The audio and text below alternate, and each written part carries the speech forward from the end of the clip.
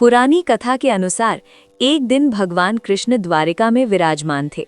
उनके साथ नारद मुनि आध्यात्मिक विषयों पर मधुर संवाद कर रहे थे। उसी समय एक प्रसिद्ध कलाकार वहां आया। उसकी एक ही इच्छा थी कि वो भगवान कृष्ण का एक सुंदर सा चित्र बनाकर उनको भेंट करे। पूरी श्रद्धा से भरा वो कलाकार कृष्ण के चरणों में झुका और बोला, प्रभु, मैंने आपका ये चित्र बनाया है, कृपया आप इसे स्वीकार करें। कृष्ण ने चित्र को ध्यान से देखा, फिर मुस्कुराकर बोले, मेरे प्रिय कलाकार, ये चित्र सुंदर है, लेकिन ये मैं नहीं हूँ। मुझे देखो और अंतर देखो। तुम ऐसा करो, फिर से चित्र बनाओ। कलाकार ने कृष्ण को देखा।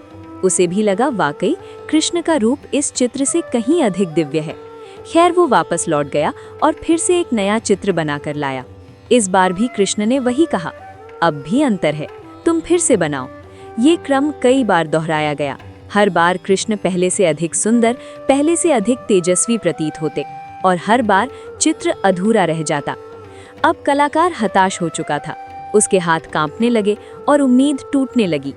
तभी नारद मुनि ने करुणा से उसे देखा और उसे एक ओर ले जाकर बोले, वत्स, तुम जिस कृष्ण का चित्र बनाना चाहते हो वो हर क्षण नया है, हर पल अधिक सुंदर, हर पल अधिक दिव्य।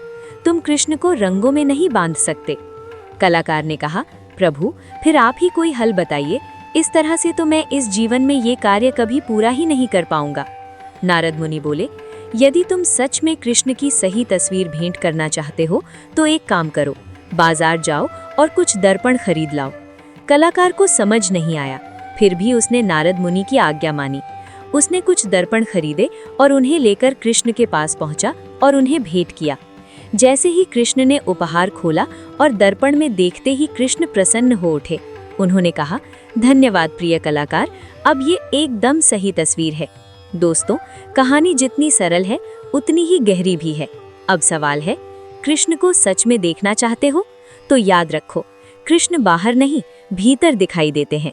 जब हम भगवान कृष्ण के पवित्र नामों का जाप करते हैं तो हमारा मन दर्पण की तरह निर्मल हो जाता है, और जब मन का दर्पण साफ होता है तभी उसमें कृष्ण के सच्चे, सुंदर और दिव्य रूप की झलक मिलती है।